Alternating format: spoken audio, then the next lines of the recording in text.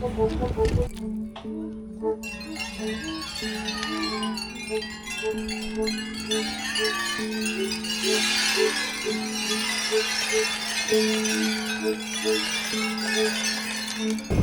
お元気でしょうか。ゆうかです。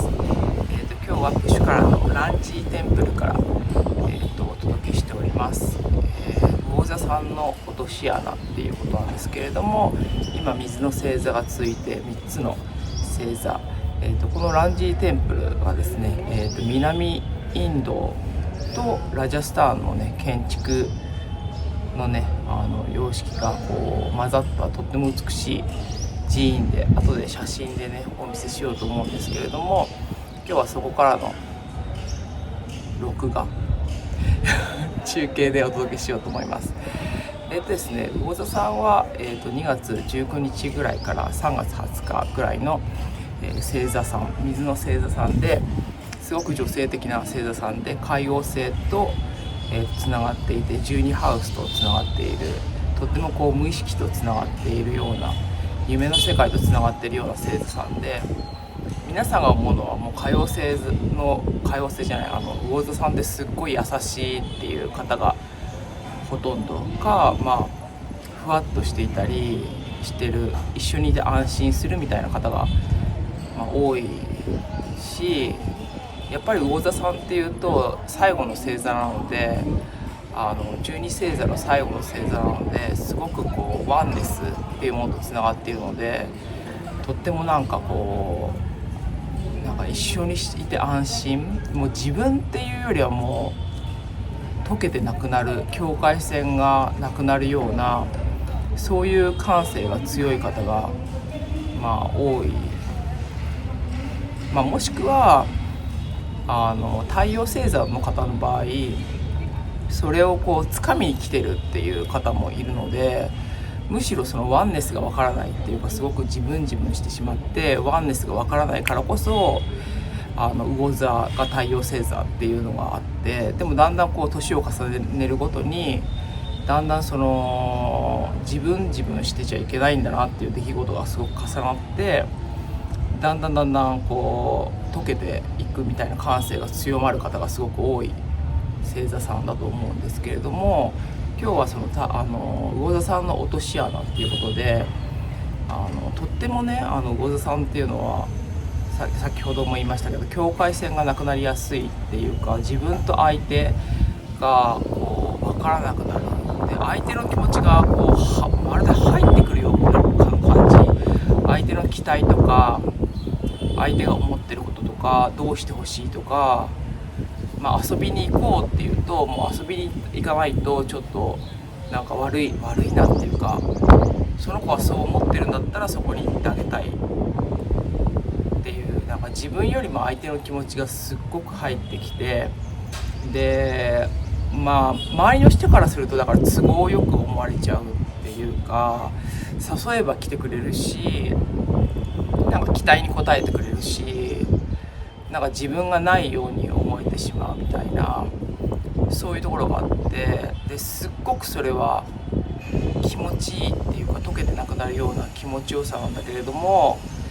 でもとにかく自分をもっと優先にしなくちゃいけないっていうことなんですけど、でもその自分を優先にするっていうのが本当に難しい。なんでかというと、もう入ってきちゃうわけですからね、相手の相手のことが入ってきちゃって、それでこう自分っていうのを優先にできなくなっちゃうわけだから、すごくそれが難しいんだけど、ちょうど昨日ね私レストランに行って、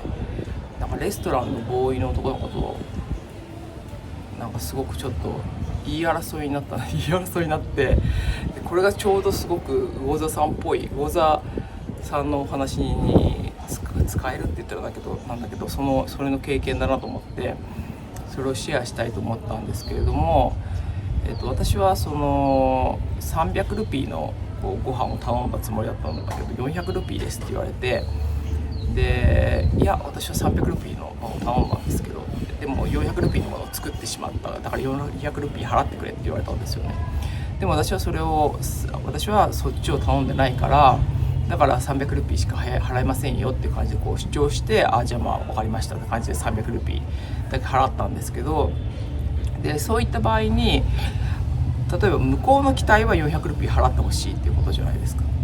だけど私の中のなんていうんだろう、私の事実っていうのを大事にすると300ルピーしか払えませんよっていう風に、なってくる。だからその300ルピーっていう風に主張したんだけれども、それが境界線を守るっていうことっていうか、自分自身の境界線を守るっていうことなんだけど、でも魚座さんからするとなんかもう悪いなって思っちゃうっていうか、働いてる人とかその400ルピー払ってくれって言われてるんだったら、じゃあもう別になんか大したね100ルピーとか大した値段じゃないし、じゃあねその働いてる人も迷惑ボスなわけじゃないし、その子たちがミスしたってことになっちゃうから、だから悪いしちょっとかわいそうだから払ってあげようみたいな感じで払ってあげるっていうのが魚座さんだと思うんですよ。だけどそれもいいか悪いかっていうのは、何がいいか悪いかっていうのは置いておいてだよ、一瞬その時っていうのは相手にとっては気持ちいいんだけど、こう結局その魚座さんがしてる努力っていうか、じゃああなたのためにそうしてあげるねっていう風に自分を犠牲にしたことに対して相手の人ってそこまでこう感謝してなかったり、そこまでしたっていうことがほぼ見えてないんですよね。ほぼ分かってないことが多くて、だからやっぱり自分で自分の個性を大事にした方がいいと思うんですよ。でした上で相手も大事にする、相手のワンネスっていうのも大事にするんだけど、すごく自分自身のセンターを守りながら相手も大事にするっていうのをこうできた時に、すごくこう本当の意味でのワンネス感、自分がセンターであるっていう上でのワンネス感っていうのを体験できるようになると思うんですね。そうじゃないとちょっとしたこう自己犠牲とかちょっとした自己ストレスとか、なんか相手の気持ちをこう汲みすぎてしまったっていうそのストレスっていうのがあったり、あといろんなそこに対して思いがあると思うんですよ。そこに対して歯向かっちゃったら相手が怒っちゃうのかなとか、あとやっぱり自分に価値がない、相手よりも自分の方が価値がないんじゃないか、だから自分が我慢した方がいいんじゃないかとか、いろんな疑惑があると思うんですけど、でもまずそう自分に価値がないっていうのはないじゃないですか。ありえないね。今まで私も散々言ってますけど、みんな平等、みんなに価値があるってことだから、自分のアイデアにはもちろん価値があるし、自分のスペースっていうのは守られていいものだから、そこはすごく大事にしてほしいと思いますし、そこからこう出た言葉であれば安全っていうのは基本的に守られてると思うんですよ。